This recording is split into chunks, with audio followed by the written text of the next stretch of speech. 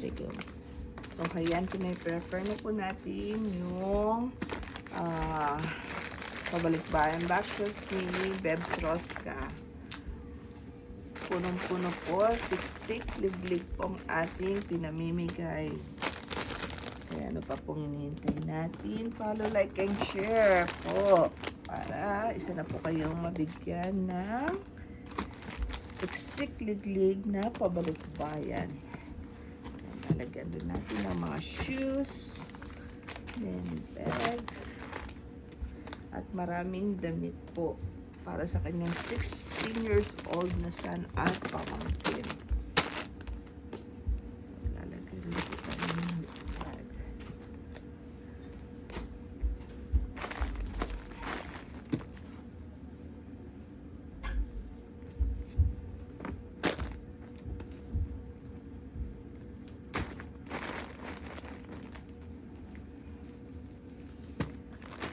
Good quality po lahat itong mga damit na pinamimigay natin.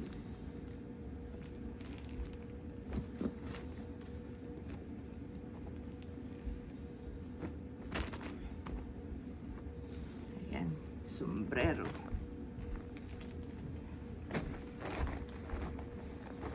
Ay. At hindi mawawala ang Canada t-shirt.